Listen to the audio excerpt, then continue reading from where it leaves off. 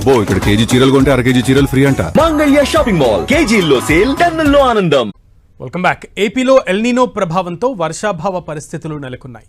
వరుణుడు ముఖం చాటేయడంతో ఏలూరు జిల్లాలో వేలాది ఎకరాలకు సాగునీరు అందించే తమిళేరు జలాశయంలో నీటి నిల్వలు కనిష్ట స్థాయికి చేరాయి. రిజర్వాయర్లో జలకళ లేదు. దీంతో ఉభయ గోదావరి జిల్లాల్లోని రైతుల్లో ఆందోళన నెలకొంది. జులై వెళ్లిపోతున్నా వర్షాల జాడలేదు. ఈ ఏడాది ఖరీఫ్ ఎలా గట్టెక్కుతుందనే ఆందోళన రైతుల్లో నెలకొంది.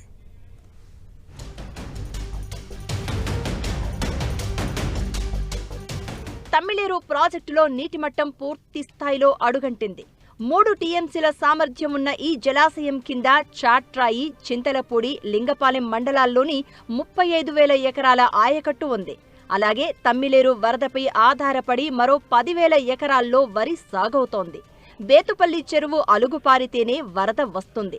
దమ్మపేట అటవీ ప్రాంతాల్లో కురిసే భారీ వర్షాలే ఈ ప్రాజెక్టుకు ఇన్ఫ్లో. గతంలో ఎన్నడూ లేని రీతిలో తమ్మిలేరులో ఎగువన నీటి జాడ కనిపించక పంట కాలువ కంటే దారుణంగా మారింది.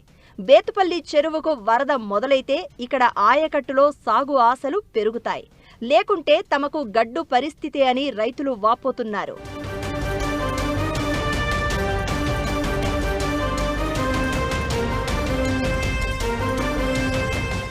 2003లో వేంపాడు మేజర్ కాలువ ద్వారా బూరుగుగూడెం, పోతనపల్లి నుంచి సాగర్ జలాలను తమ్మిలేరుకు మళ్లించే పథకానికి అడుగులు పడ్డాయి.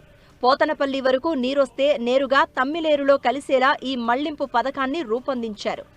ఏడాదిన్నర వ్యవధిలో పనులు పూర్తి చేయాలని టార్గెట్ నిర్దేశించగా వేంపాడు ఎగువ రైతుల అభ్యంతరాలతో నిలిచిపోయింది. తర్వాత వచ్చిన ప్రభుత్వాలు దీనిపై దృష్టి సారించలేదు. అలాగే చింతలపూడి ఎత్తిపోతల పథకం ద్వారా తమ్మిలేరుకు గోదావరి జలాలను అందించి బ్యాలెన్సింగ్ రిజర్వాయర్ చేయాలన్నదే లక్ష్యం. ఈ పథకానికి గత టీడీపీ హయాంలో 4,000 కోట్లు కేటాయించి చాలా మేరకు ఖర్చు చేశారు. చీపురుగూడెం దగ్గర తమ్మిలేరుకు అక్విడక్టు నిర్మించారు. గత సర్కారు హయాంలో పనులు చివరి దశలో ఆగిపోయాయి.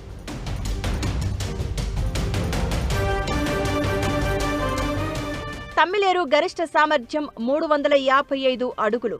ప్రస్తుతం 125 అడుగుల కన్నా తక్కువగా నీరుంది.